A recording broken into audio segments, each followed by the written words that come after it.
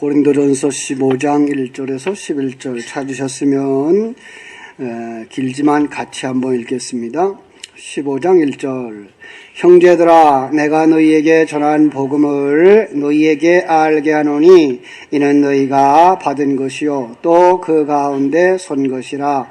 너희가 만일 내가 전한 그 말을 굳게 지키고 헛되이 믿지 아니하였으면 그런 말미암아 구원을 받으리라. 내가 받은 것을 먼저 너희에게 전하였노니 이는 성경대로 그리스도께서 우리 죄를 위하여 죽으시고 장사 지낸 바 되셨다가 성경대로 사흘 만에 다시 살아나사 게바에게 보이시고 후에 12 제자에게와 그 후에 500여 형제에게 일시에 보이셨나니 그 중에 지금까지 대다수는 살아있고 어떤 사람은 잠들었으며 그 후에 야고보에게 보이셨으며 그 후에 모든 사도에게와 맨 나중에 만삭되지 못하여 난 자 같은 내게도 보이셨느니라. 나는 사도 중에 가장 작은 자라. 나는 하나님의 교회를 핍박하였으므로 사도라 칭함받기를 감당하지 못할 것이라. 그러나 내가 나된 것은 하나님의 은혜로 된 것이니 내게 주신 그의 은혜가 헛되지 아니하여 내가 모든 사도보다 더 많이 수고하였으나 내가 한 것이 아니요 오직 나와 함께 하신 하나님의 은혜로라. 그러므로 나나 그들이나 이같이 전파하며 너희도 이같이 믿었느니라. 아멘. 오늘은 바울의 감사입니다. 본문을 여기저기 찾아보다가 여러 사람의 설교도 한번 찾아봤어요. 그런데 이제 방향이 좀 차이가 나서 내 것으로 삼을 수가 없더라고요. 어떤 분들은 뭐 그런 얘기를 하겠죠. 목사님 이제 목사가 된 지도 벌써 30년 가까이 되는데 아직도 설교에 고민하냐고. 그렇죠. 설교할 때마다 고민합니다. 참 하나님께서 부족한 종을 여기까지 이끌어주신 거 감사드리고요. 그리고 여기까지 진리의 눈이 열려지게 된 것도 감사하고요. 언제까지 제가 설교를 할지 모르지만 아마 그때까지 설교 때마다 해산의 수고를 해야 될 것 같아요. 제가 본래 실력이 없거든요. 제가 인터넷을 뒤지다가 2011년 1월 달에 KBS TV에서 행복해지는 법이라고 하는 다큐멘터리가 방송된 것이 있더라고요. 거기서 일반인들이 느끼는 행복지수가 뭐냐, 어떻게 행복지수를 평가하느냐, 보통은 이런 평가를 내렸더라고요. 자기가 원하는 것분에 얻은 것, 자기가 원하는 걸 분수로 두고 그 위에 자기가 가진 것을 분자로 두었을 때 그 분자가 크면 클수록 행복을 더 느끼고 산다. 원하는 건 큰데 가진 것이 적으면 불평을 하고 불행하다고 느낀다. 물론 세상 살면서 똑같은 인간이기 때문에 우리 다 그런 생각을 가지겠죠. 우리가 원하는 게 너무 크면 불평을 많이 할 수밖에 없겠다. 그런데 그 중에 살펴본 것 가운데 세계 40개국에서 통계를 낸 사람들이 있더라고요. 40개국. 아주 잘 산다고 하는 40개 국가만 통계를 냈는데 그 중에 한국이 몇 번째쯤 됐을 것 같아요. 39번째. 그 속에 들어가지도 못할 뻔했다는 거죠. 그 이유는 너무 기대하는 게 많아서, 너무 기대하는 게 크고 많아서 그것을 이루어지지 못하기 때문에 마음속에 나는 행복하다라고 생각하는 사람들이 너무 적다고 하는 거죠. 그죠? 오늘 성도들까지도 이런 생각을 가지고 산다 그러면 안 되겠죠? 네. 오늘 우리들은 여기서부터 벗어날 수 있어야 되고요. 여기서부터 우리는 벗어나 하나님의 관점에서 행복을 평가할 수 있는 사람들이 돼야죠. 왜?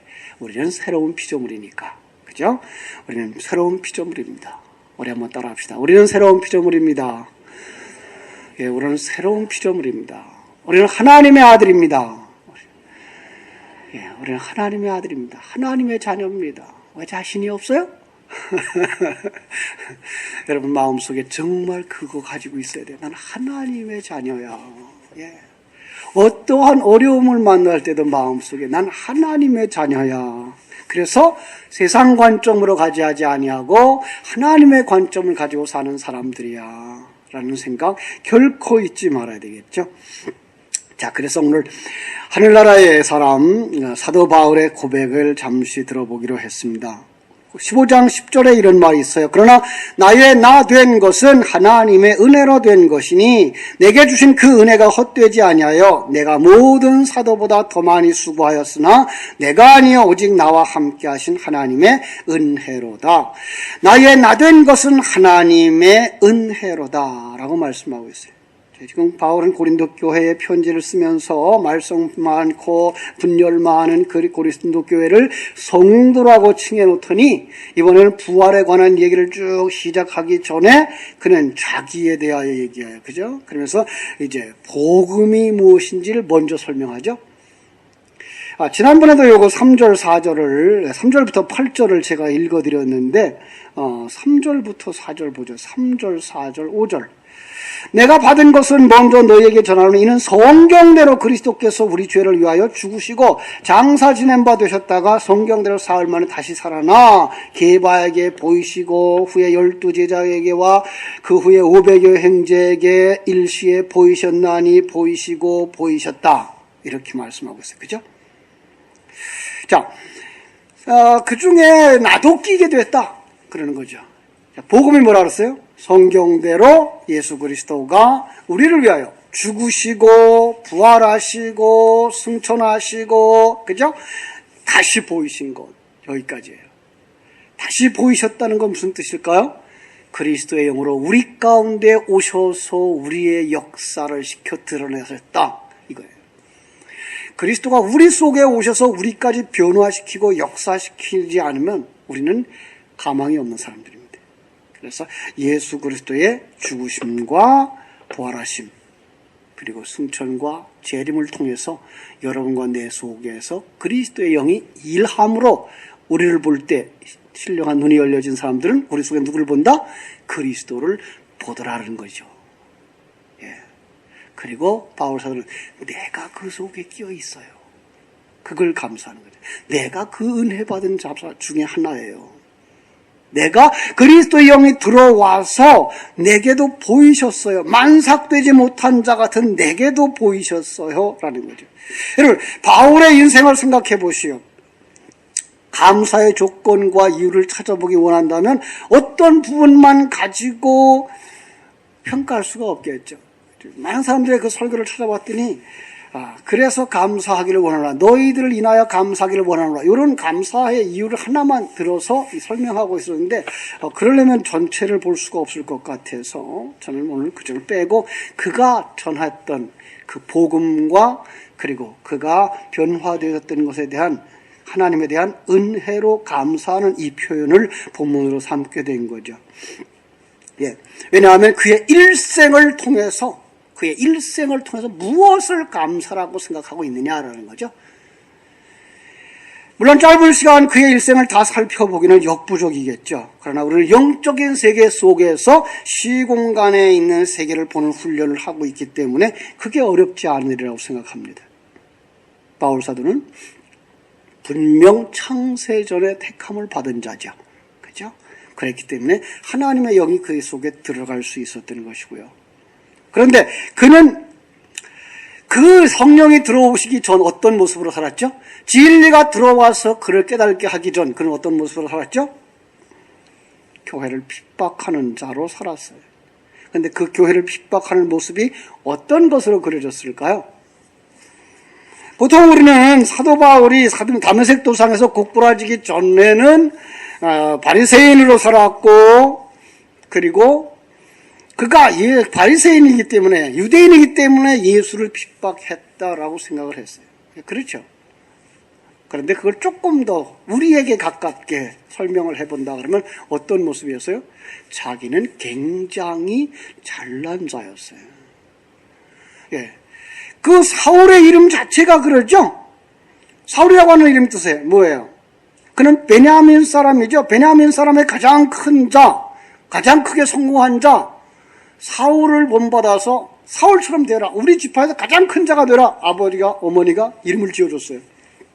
그 이름에 걸맞게 그는 그 지파 속에서 훌륭한 사람이 되려고, 이름에 걸맞은 사람이 되려고 공부했고, 율법을 지켰고, 윤리적으로 바른 삶, 완전한 삶을 살았어요.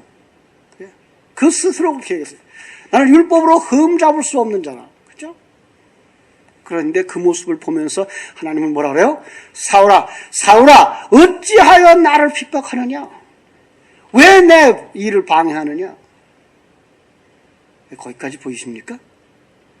아니, 그때 그가 뛰어다니면서 예수 믿는 자들만 핍박하는 그 자체만 예수님을 핍박하는 게 아니고, 그것만 교회를 방해하는 게 아니고, 그가 잘난 자로 서서 내가 하나님의 은혜로 사는 사람이야 라고 자기를 드러내며 사는 그 자체가, 사울로 사는 그 자체가 교회를 핍박하는 것이고 하나님의 일을 방해한다고 하는 사실입니다. 그는 이렇게 고백한 적이 있어요. 나도 육체를 신뢰할 만하니 만일 누구든지 다른 이가 육체를 신뢰할 것이면 나는 더욱 그러하다. 나는 나은 지 8일 만에 할례를 받았고 이스라엘의 족속이요 베냐민 지파요 히브리인 중에 히브리인이요 율법으로는 바리새인이요 열심히 교회를 핍박하고 율법의 의로는 흠이 없는 자로다. 율법의 의로는 흠이 없는 자다. 자칭 의인이죠. 어제 살폈던 욥과 같이. 그런데 그 자체가 예수를 핍박하는 것이고 교회를 핍박하는 것이고 교회를 무너뜨린다는 사실입니다. 제가 자주 예를 드는 그런 대표적인 사람이 있죠. 자칭 신학자라고 말하면서 예수가 그리스도라는 사실을 부인하는 사람. 그러면서도 그는 그 예수를 위해서 아프리카에 가서 5개나 되는 학위를 다 내동댕이 치고 그는 그 속에 들어가서 구제하는 사람으로 자기 돈을 다 들여서 자기 능력을 다 들여서 성도들의 돈을 다 갖다가 구제했어요. 그런데 그들은 예수가 그리스도라는 사실을, 예수가 하나님의 아들이라는 사실을 전파하지 않았어요. 여러분, 그것은 세상적으로 도와주는 구제는 될 수 있습니다. 그러나 선교사는 아닙니다. 우리가 주의 일을 할 때에도 이런 부분에서 신경 써야 됩니다. 과연 그분이 진리의 말씀을 가진 분이냐? 그렇다면 후원하십시오. 도우십시오. 그러나 그분 속에 그 진리가 없다면 그가 하는 일은 선교가 아닙니다. 목회자도 마찬가지입니다. 목사로서 정녕 진리를 붙잡고 주님이 말하는 자기 십자가 지고 주를 쫓아가며 성도들을 바른 길로 인도하고 있다면 쫓아가십시오. 그러나 그가 그렇게 하지 않다면 여러분 그를 쫓아가지 마십시오. 그가 하는 일은 마태복음 7장 21절로 23절이 말하고 있는 주님과 전혀 관계없는 일이기 때문에 그렇습니다. 그것이 곧 교회를 핍박하는 것이고 그것이 곧 하나님의 일을 회방하는 것일 수 있다는 사실입니다. 바울이 그런 사람이었습니다. 그런데 빌립 집사가 던져준 그 진리가 그의 심령 속에 들어갔고 그날부터 그 심령 속에 싹트기 시작하여 마침내 다메섹 도상에서 참빛인 예수 그리스도를 만나게 된 것입니다. 그렇습니다. 하나님의 말씀은 듣는 그 순간 역사가 일어나기도 합니다. 그러나 어떤 사람에게 있어서는 그 심령 속에 떨어진 후 싹이 나고 인격을 뚫고 올라오는 그 순간 바울이 다메섹 도상에서 꼬꾸라진 것처럼 새눈이 열리게 되는 것입니다. 그것이 어떤 사람에게는 속히 일어날 수도 있고 어떤 사람은 오래 걸릴 수도 있습니다. 베드로의 설교를 통해서 3,000명이 돌아오는 역사가 일어나기도 했지만 빌립 집사의 설교를 통해서 복음이 떨어진 후에도 한참의 시간이 지나서야 바울은 그 빛 앞에 고꾸라지게 되는 것을 보고 있는 것입니다. 이게 기적이죠. 정말 자기의 의를 주장하고 자기의 잘남을 자랑하며 살아가는 인생 속에 들어온 그 빛, 그 진리 때문에 자신을 돌아보고, 야, 난 아무것도 아니구나. 하나님은 이런 분이구나. 하나님은 이런 계획을 가지시고 계신 분이구나 생각하며 그 뜻에 순복하기로 결심하는 것. 이것은 그렇게 쉬운 것은 아닙니다. 그래서 보통 기적이라고 말하는 것입니다. 어떤 사람들은 교회에 들어왔지만 교회를 자기 신분 세탁하는 장소로 써먹고 있습니다. 중국의 경우, 한국의 경우도 다를 바 없습니다만은 농촌에서 그저 땀이나 흘리면서 땅이나 파고 있었던 젊은이, 그가 교회에 나오자 젊다는 이유 하나만으로 추천되어져 신학교에 갑니다. 열심히 있다는 그 이유만으로 신학교에 갑니다. 신학교에 가서 3, 4년 지나고 진리가 아직 정리도 안 됐습니다. 그리고 돌아와서 2, 3년 지나고 나면 목사가 됩니다. 그리고 수십 명의 사람들이, 때로는 수백 명, 수천 명의 사람들이 그 사람 앞에서 목사님 대접을 받습니다.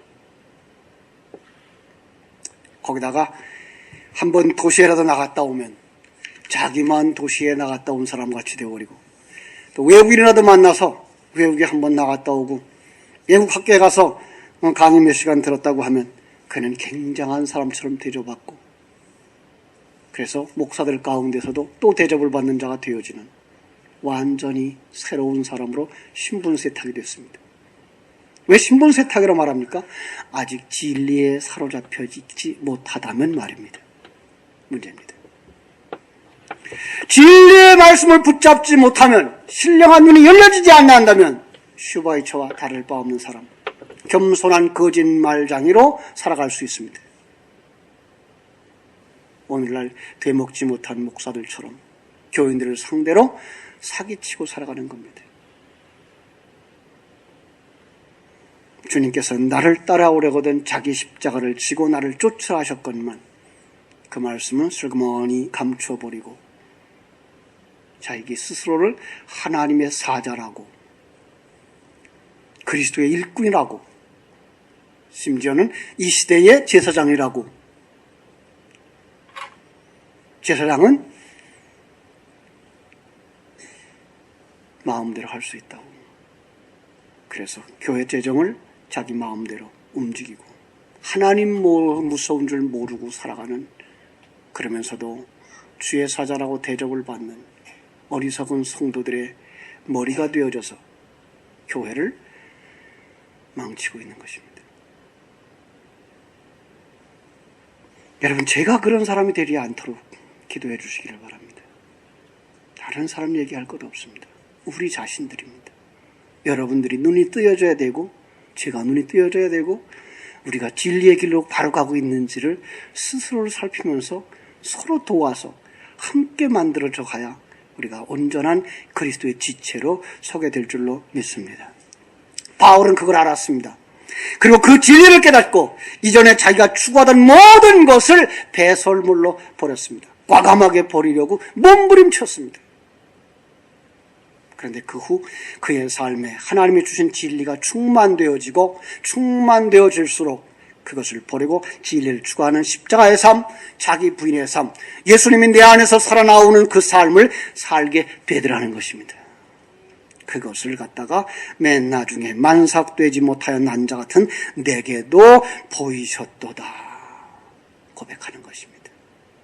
나는 사도 중에 지극히 작은 자라. 내가 하나님의 교회를 핍박하였으므로 사도라 칭함을 받기에 감당치 못할 자였다.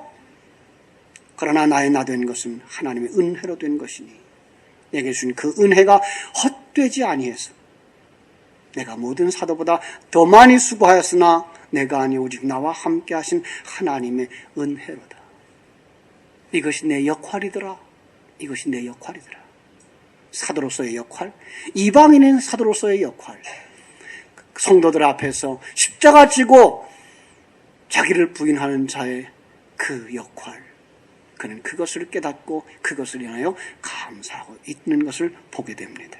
그것이 성령의 강림이었고 그것이 성령의 충만이었고 그것이 하나님의 생명이 뚫고 들어오신 것이었고 관점의 변화였던 것입니다.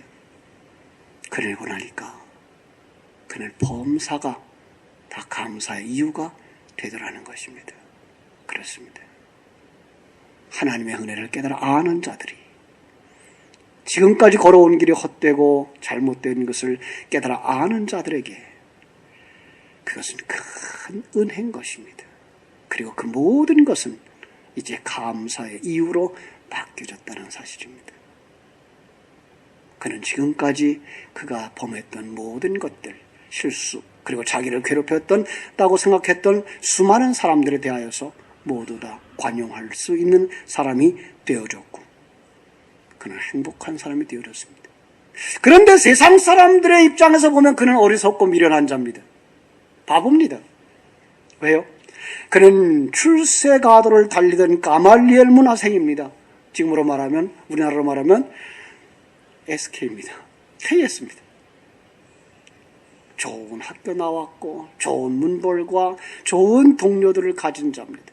이제 그대로 가기만 하면 그는 바리새인 중에 바리새인이요 율법으로는 흠이 없는 자로 많은 사람들의 존중을 받는 스승으로 설 수 있는 자입니다. 그런데 그들의 눈에 개돼지 사마리아 사람만도 못한 예수파에 빠져서 핍박을 받고 매맞고 고난을 자초하고 다니니 세상 사람들의 눈에 그는 정녕 바보입니다. 우리는 어떤 사람입니까? 아직도 사울의 모습을 하고 있지는 않습니까? 아직도 내가 남보다 조금 더 낫다고 하는 그 행위 때문에 만족감을 느끼면서 살아가는 교만한 자는 아닙니까? 거기서 내려오십시오. 그리고 이제 우리가 정녕 먼지만도 못한 자라고 하는 사실을 가지고 하나님의 은혜와 생명이 부어짐을 인하여 오늘 여기 존재한다고, 그래서 하나님의 사람으로 서게 된다고, 아니 하나님의 사람으로 만족하게 되어지고 완성되어질 것을 바라본다고 고백하며 모든 것을 합력하여 선을 이루시는 그 하나님 앞에 지금까지 만났던 모든 일들, 지금까지 겪었던 수많은 사건들, 때로는 그것이 사람일 수도 있겠죠. 그들에 인하여서 원망과 불평했던 것들을 거두어드리고 그들을 향하여서 이해할 수 있게 되어지고 그들을 향하여 사랑할 수 있게 되어지고 함께 하나님으로 세워져 갈 수 있다면 바로 당신이 이 시대에 거듭난 바울인 것입니다. 항상 기뻐할 수 있으며 범사에 감사할 수 있으며 그리고 많은 사람들 앞에 예수 그리스도를 증거하는 자 되어질 줄로 믿습니다. 바울과 같은 사람, 아니 이 시대에 당신이 바울입니다. 기도하겠습니다. 하나님 우리 아버지, 하나님의 크신 은혜와 사랑을 감사합니다. 참으로 우리는 사울처럼 여러 가지 목적을 가지고 심지어는 예수님까지도 하나님까지도 내 성공에 내 잘남을 증거하는 하나의 도구들이 아니었는지요. 아버지, 다시 한번 이 시간 회개하기 원합니다. 철저하게 내려와 무릎 꿇게 하시고 그리고 온전히 하나님 앞에 서서 하나님, 저는 먼지 토록만도 못한 존재입니다. 이대로 내버려 두시면 그냥 쓰레기통에 들어갈 수밖에 없는, 지옥의 쓰레기통에 들어갈 수밖에 없는 어리석고 미련한 자입니다. 그래서 다시 한번 하나님의 은혜를 구합니다. 하나님 도와주시옵소서. 바울처럼 변화되게 하여 주옵소서. 온전한 이 시대의 바울들이 되게 하여 주시옵소서. 기도할 수 있는 저희들, 기도하는 저희들 모두에게 성령이 오셔서 진리에 오셔서 변화시켜 주시옵소서. 예수님의 이름으로 기도하옵나이다. 아멘.